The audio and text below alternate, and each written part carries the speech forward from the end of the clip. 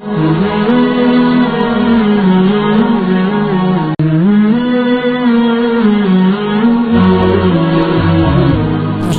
kegundahan hati karena memang lu maksiat. Kalau kadang-kadang nasib orang yang tadinya gundah hati, nah yang ibadah tapi gundah hati selalu. Waalaikumsalam. Jadi tentang persoalan hati gedanya, karena dalam hati gedanya ada latifah, artinya ada sesuatu punya bahasa gedanya Allah sah, nah goresan dalam hati gedanya. Jadi nah kadang-kadang hati gedanya anjuran daripada Allah, nah kadang-kadang anjuran daripada syaitan, nah kadang-kadang anjuran daripada malaikat, nah kadang-kadang anjuran daripada hawa nafsu gedanya. Maka yang dimaksudkan muno yang bawa hatinya akan gundah hana merasa tenang apabila gedanya telah lakukan sesuatu, maka ibadat yang gedanya lakukan wih gedanya antara boleh antara jadeh dengan jadeh nyan kegundah yang laginya, nyan kegundah yang lagian yang dimaksudkan nyan gundah yang datang daripada syaitan karena kemaksiatan. Jadi kan masalah haji urang hana susah, kan bina mandu urang susah handro nyan mandum gara-gara le maksiat kepada Allah. Jadi punya bahasa dia wiswas itu adalah kata yang datang daripada syaitan. Jadi nyan yang dimaksudkan muno gundah, pegundahan muno ke nyan adalah akibat daripada dosa yang gedanya lakukan.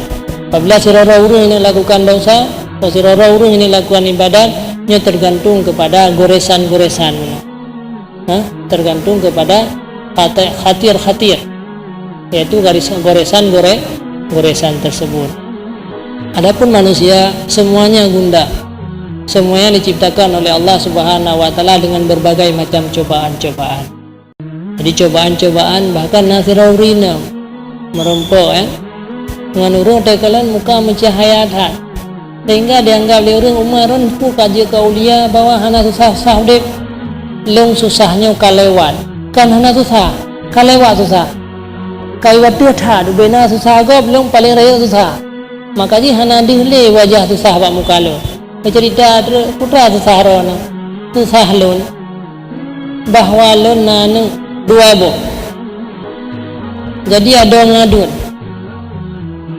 aduan dikun mbak ada hai adik nak kata ayah wate usia kami isi aju melinggai lah anak kita boya bud gara-gara isi le aduan akhirnya karena aduannya kali isi ada yang mentahu bud mandua ya iplung uli ipajuh lah le serigala tam melinggai duaro ayah hai menau gaya seton anak yang pelung uli maka rod ke meninggal lero maka jilung tinggal sirotru susah lagi waktu yang le dua anu siro suami kamlinggai mandum yang ke maka jilun ton hana susah nyan adalah salah seorang yang memang punya pangkat dan jabatan tinggi tapi hana dihle susah jadi kan hana susah.